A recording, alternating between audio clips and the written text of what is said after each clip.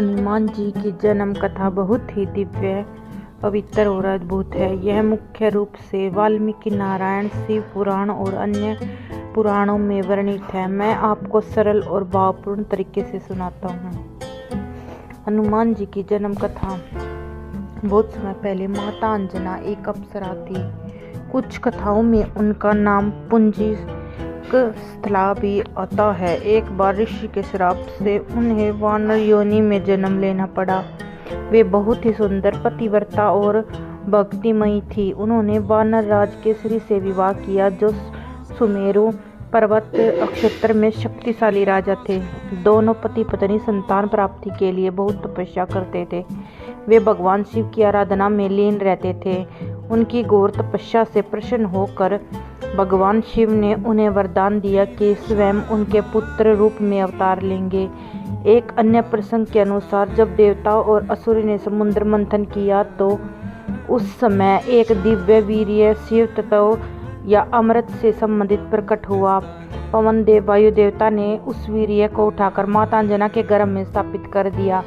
इसलिए हनुमान जी को पवन पुत्र, वायु पुत्र या मारुति भी कहा जाता है। कुछ कथाओं में यह भी जुड़ा है कि अब जब ये अयोध्या में राजा दशरथ पुत्र प्राप्ति के लिए यज्ञ कर रहे थे, उन्हें खीर प्रसाद मिला तो उस खीर का एक हिस्सा कौवे ने द्वारा उठाकर अंजना के पास गिरा। अंजना ने उसे शिव का प्रसाद मानकर ग्रहण कर लिया, जिससे उनका गर्भ धारण हुआ। इस तरह राम जी का जन्म और हनुमान जी का जन्म एक दूसरे से जुड़ा हुए माने जाते हैं। जन्म का समय और स्थान। हनुमान जी का जन्म चैत्र मास की पूर्णिमा को मंगलवार के दिन हुआ था।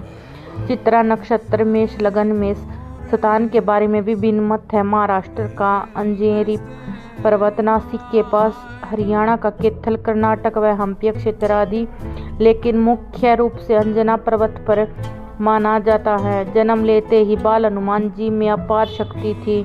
वे सूर्य को फल समझकर खाने दौड़े, जिससे उनका नाम हनुमान, क्योंकि इंद्र के वज्र से ठोड़ी टूटी।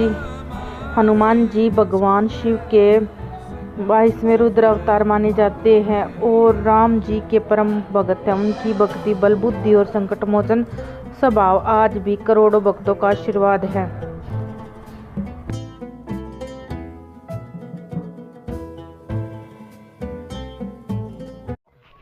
हनुमान जी की शिक्षा की सबसे प्रसिद्ध और लोकप्रिय कथा सूर्यदेव से जुड़ी हुई है। पुराणों और विभिन्न कथाओं के अनुसार बाल हनुमान जब विद्या ग्रहण करने योग्य हुए तो उनकी माता अंजना देवी ने उन्हें शिक्षा के लिए सूर्यदेव के पास भेजने का निर्णय लिया। कुछ कथाओं में महर्षि अगस्त्य ने भी यह सुझाव दिया था कि सूर्यदेव ही सर्वोत्तम गुरु हैं, क्योंकि वे अंधकार को दूर करने वाले हैं। हनुमान जी ने सूर्यदेव के पास जाकर विनम्रता से प्रार्थना की, है सूर्यदेव, कृपा मुझे अपना शिष्य बनाकर वेद, शास्त्र, व्याकरण, नीति और समस्त विद्याओं का ज्ञान प्रदान करें। सूर्यदेव ने पहले उनकी परीक्षा ली और कहा, मैं तो निरंतर गति में रहता हूँ, पूर्व से पश्चिम की ओर घूमता रहता हूँ, मैं एक जगह ठहर नहीं सकता। गुरु शिष्य को एक साथ बैठकर पढ़ना चाहिए, यह कैसे संभव होगा?